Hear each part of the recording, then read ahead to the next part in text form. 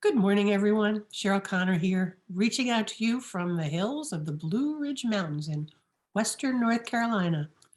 Hope you're doing well this morning. Thanks for checking in. So, I've been good.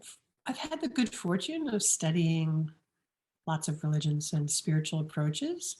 When I was a young girl, I was raised in a liberal Protestant family and memorized the books of the Bible and quotes of Jesus and studied his great wisdom.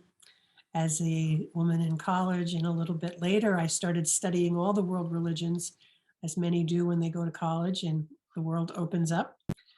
And one of my best friends in law school became a Buddhist, and I had studied some Buddhism and then decided to jump in and really study more. And as a result, spent more than 30 years studying Buddhist texts and teachings and meditating.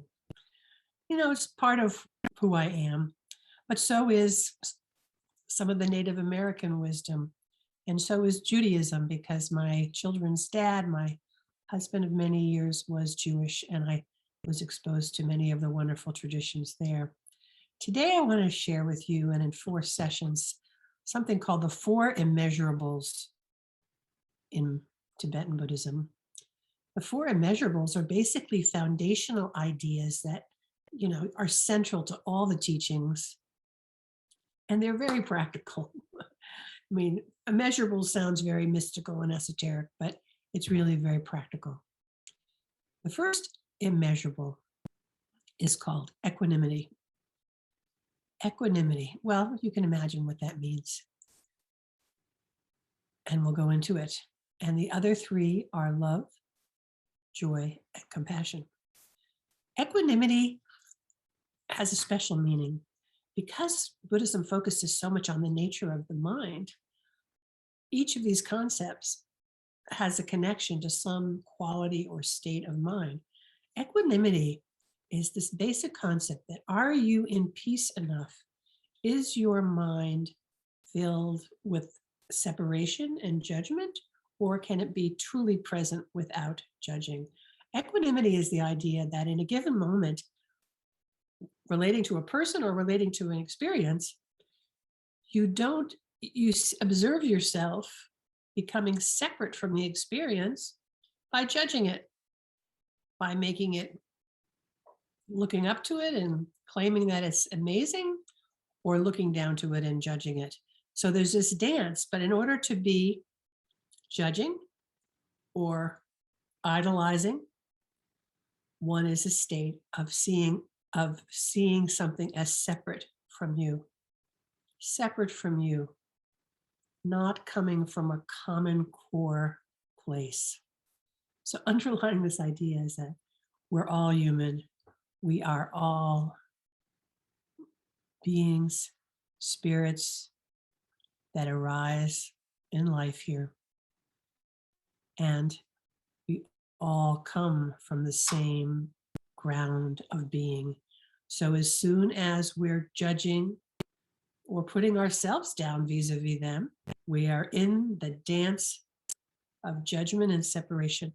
So equanimity calls us and says, hey, could you actually be present in the world without either being better than it or less than good with it? So in a way, this lack of equanimity can work both ways. If you're judging yourself, you're also separate from what's going on in the 3D world around you. And you can also be judging others, imagining that you're better than others, or superior, or more talented, or better situated. So equanimity is sort of a practice. You might just watch your mind this week. Do you get into habits where you're either judging or you're actually making yourself even lower than those around you? So to meditate on equanimity, it's a practice. It's a contemplative practice to actually say, today, tomorrow, this week, I'm going to examine my mind. Where do I find that I'm actually separate from my experience and I'm judging or reifying, a word which means making things look like they're better than I am or we are. All of these mind patterns that get in the way of being free of equanimity deny us joy, because if we're not giving some of our psychic bandwidth or some of our psyche to this activity of judging or being less than, we actually enjoy the whole experience of our day more fully. So I hope you enjoy your day fully. I hope you can catch yourself a few times if you're making yourself better than or worse than someone else around you. And stay tuned for the other three of the four immeasurables. In the meantime, be well. Bye.